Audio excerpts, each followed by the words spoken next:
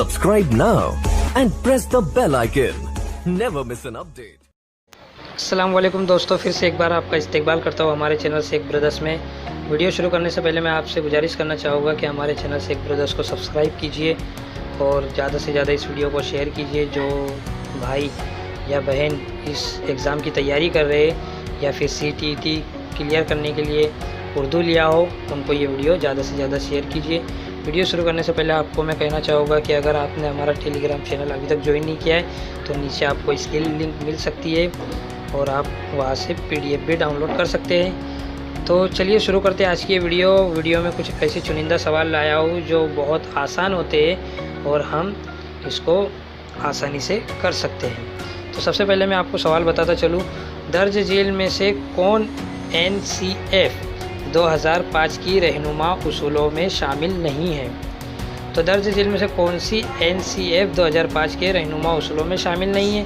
तो NCF 2005 के मुताबिक जो उसूल होता है उसमें कौन सी चीज़ मेल नहीं खाती है या फिर यूँ कहे शामिल नहीं है।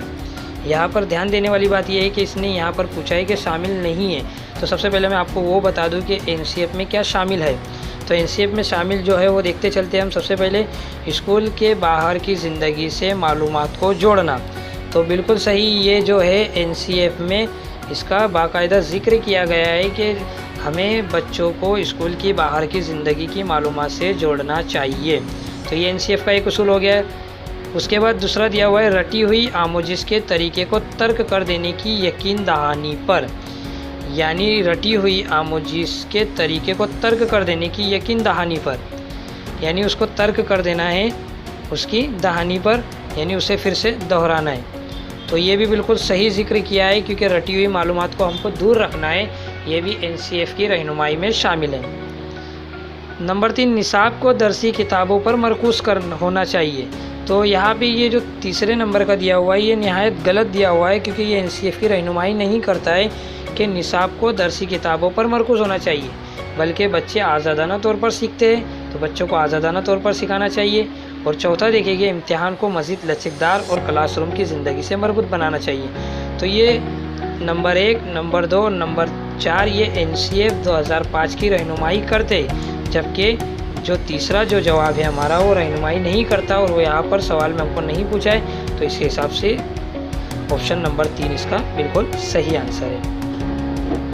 देखिएगा अगला सवाल, 7वीं जमात का उस्ताद जबान की क्लास में बसरी आमोज़गार की तदरीस के लिए YouTube की वीडियो, समी आमोज़गारों के लिए रिकॉर्डिंग्स और हरकी आमोज़गारों के लिए तामीली खेल का इस्तेमाल करता है। उस्ताद के इस्तेमाल करदा तमाम मल्टीमीडिया अफराद की ज़रूरतें पूरा करती है। कहने का मतलब ये है कि एक टीचर मल्टीमीडिया यानी तरीक़े तदरीस में नए नए वसाइल का इस्तेमाल करता है। तो ये किस तरीके पर मबनी होती है? तो लिसानी फ़र्क यानी सिर्फ सुनने का ही फ़र्क है, तो ये बिल्कुल नहीं होगा। आमोजिसी अंदाज़ ये पढ़ाने का अंदाज़ है, तो ये भी बिल्कुल नहीं होगा। आमोजिसी खामियाँ ये पढ़ाने की खामियाँ हैं, ये भी नहीं होगा।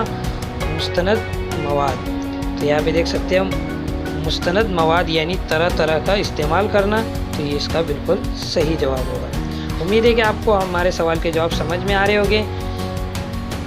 देखते हैं आगे अगला सवाल, बच्चों को अच्छा कारी बनाने के लिए उनमें लफ्ज़ियात को फ़रोग़ देना एक अच्छा अमल है।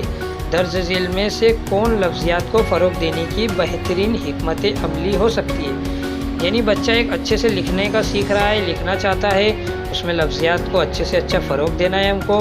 तो उसके लिए सबसे बेहतरीन यहाँ पे सवाल में दिया हुआ है, बेहतरीन हिकमत अमली क्या है? तो नंबर 1, तलबा मुज़्ज़ात व मुतरादिफ अल्फाज की तवील फ़हरिस्ती को याद करे। तो मैं आपको ये भी बता दूं कि NCF 2005 याद करने से बिल्कुल मुखालिफत आज़माता है। तो NCF 2005 के मुताबिक हम बच्चों को याद करने के ऊपर कोई भी मालूमात नहीं दे सकते।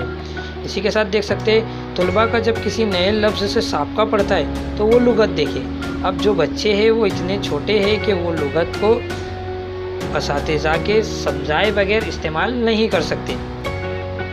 तलबा मतन में मुश्तमिल मुश्किल अल्फाज को निशानजद करते और उनका जुमले में इस्तेमाल करते। जब उन्हें लफ्ज़ ही नहीं समझ में आएंगे तो उनका इस्तेमाल करना बेकार है। और लास्ट है जो इसका बिल्कुल सही जवाब है वो है, तलबा नए अल्फाज के मानी के कयास के लिए सियाको سیاق کو بروقار لانا سیکھتے ہیں.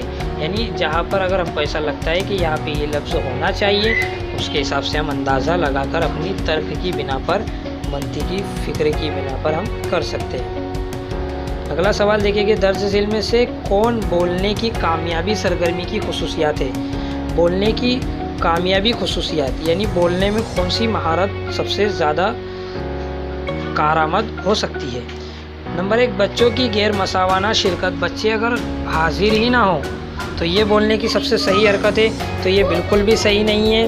اگر بچہ ہی حاضر نہ ہو تو اس کا کوئی مطلب نہیں ہے. بچوں کو بات چیت کے موقع فراہم کرنے والی سرگرمی یعنی بچوں کو بات چیت کے موقع دینا چاہیے، وہ آپس میں بات چیت کر سکے.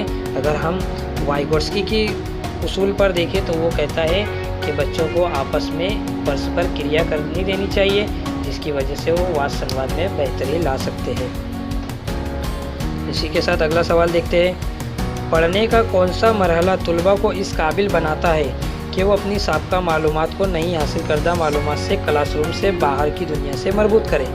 یعنی وہ کون سا مرحلہ ہے جو قابل بناتا ہے کہ وہ اپنی سابقہ معلومات اور نئی معلومات کو جوڑے. تو وہ جوڑنے کے لیے ماقبل مطالعہ یعنی تعلیم شروع کرنے سے پہلے کا جو مطالعہ ہوتا ہے وہ ہمیں ہماری کلاس روم میں جو پڑھایا جا رہا ہے، یعنی ہم نے پہلے ہی اگر وہ پڑھ چکے ہیں ہم گھر پر اور استاد اس کو بہترین طریقے سے سمجھا رہا ہے تو ہماری سمجھنے میں بھی اضافہ ہوتا ہے. اسی کے ساتھ دیکھتے ہیں اگلا سوال. وقوفیت پسند نظریے کے مطابق زبان کے استاد کو بچے کی غلطیوں کو کس طور پر دیکھنا چاہیے. تو بچوں کی غلطیوں کو کس طور پر دیکھنا چاہیے؟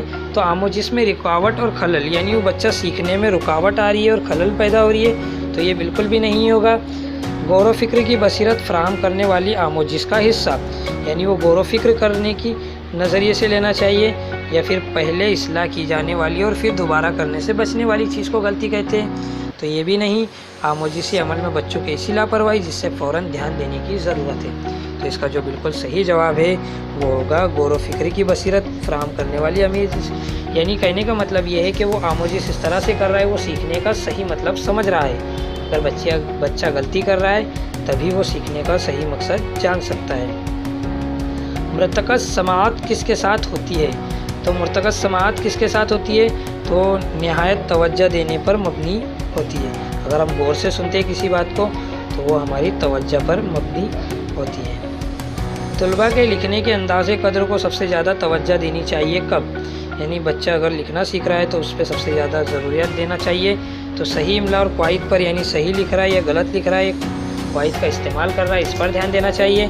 یا خیالات اظہار پر، تو بالکل صحیح آنسر اس کا جو ہوگا وہ ہوگا بچہ اپنے خیالات کا اظہار کر سکے، ایسی اس کو لکھنے کی تحریری پروگرام میں حصہ لینا چاہیے، یا اس کے لکھنے پر وہ اپنے جذبات کو، خیالات کو ظاہر کر سکے، ایسی چیزیں ان سے لکھوانی چاہیے. اسی کے ساتھ دیکھیں گے جو حقیقی معلومات کیا، کب، کہاں اور کس طرح ختم ہوا کے بارے میں لفظی تصویر فراہم کرے وہ ہے. تو یہاں پہ دیکھ سکتے ہیں، یہاں پہ جو بالکل صحیح جواب بتایا ہے یہ دو طریقے سے ہوا ہے. جیسے کہ یہاں پر اب کیا، کب اور کہاں کس طرح سے ختم ہوا ہے، استعمال ہوا ہے، اس کا ہم کو پتہ کرنا ہے. تو اس کے لیے معزوفہ کام اسائنمنٹ سب سے زیادہ ضروری ہے. اسی کے ساتھ اگلا سوال دیکھتے ہیں. خاموش مطالعہ سے آموزگار سب سے کم کیا حاصل کرتا ہے؟ سب سے کم، تو سب سے کم کیا حاصل کرے گا وہ؟ تو سب سے کم قواعد، لفظیات، بولنے کی مہارت یا پڑھنے کی مہارت. تو خاموش مطالعے سے آموزگار سب سے کم حاصل کرے گا وہ کرے گا بولنے کی مہارت. اس کی بولنے کی مہارت سب سے کم اس میں واضح ہوگی.